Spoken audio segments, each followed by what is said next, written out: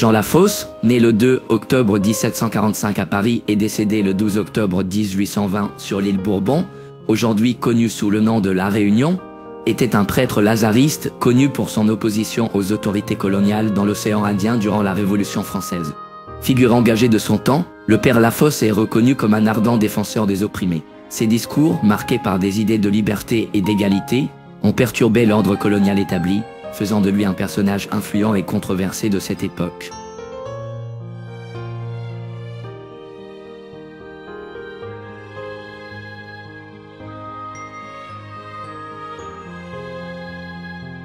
Le père Jean Lafosse a établi donc des relations assez cordiales avec les esclaves de la région et les libres de couleur en particulier.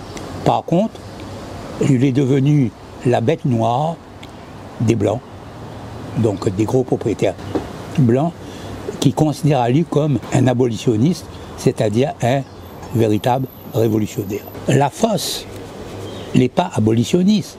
Lafosse, lui-même en tant que prêtre, il en a des esclaves. Mais lui traite ses esclaves avec, entre guillemets, douceur, s'il est possible, et lui considère, il lui méprise pas autre, lui respecte à autre. Ce qui crée donc des liens importants entre ce prêtre-là et la population. Lafosse l'est même élu maire de Saint-Louis en 1790. Lui, il est élu maire de Saint-Louis. Lui, il est à la tête d'une population importante, donc de libres de couleur, d'esclaves entre guillemets, parce que les esclaves, il ne fait pas de la politique, ils ont un droit, mais surtout de petits blancs pauvres.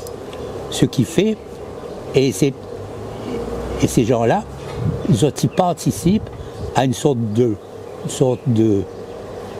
lutte contre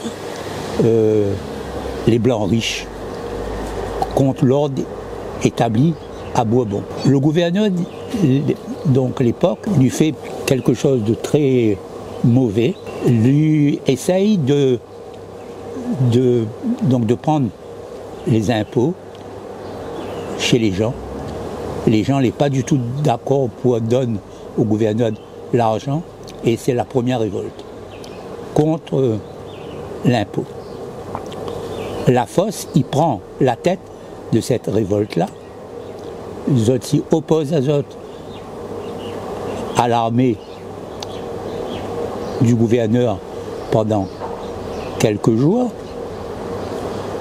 Le gouverneur, il lui vient, lui essaye de parlementer, il ne gagne pas, donc tout le monde les traite remontés, et en fin de compte, Lafosse les arrêté, et avec 14 hôtes blancs et 4 esclaves, ils ont les mis en prison, et surtout, ils ont les déportés vers les Seychelles. Au bout de quelques années, Lafosse, il revient à Bourbon.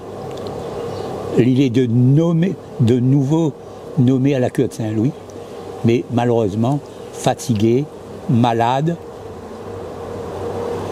lui meurt. Maintenant, sur sa mort, on en a 2 histoires. Quasiment, bon, qui rentrent un peu dans la légende donc du père Lafosse. On en a une histoire qui voudrait que lui serait mort de maladie, normalement, et une deuxième histoire qui voudrait que lui aurait été assassiné par des blancs esclavagistes ultra. Voilà un petit peu l'histoire donc du père Lafosse, un curé révolutionnaire sans être abolitionniste. Il n'était pas abolitionniste. Lui n'aurait, n'y pense pas que lui n'aurait lutté vraiment pour la fin de l'esclavage, mais quelqu'un que l'a porté beaucoup à la population de Saint-Louis-Étang-Salé. Et il y en a dans cette population-là une très grande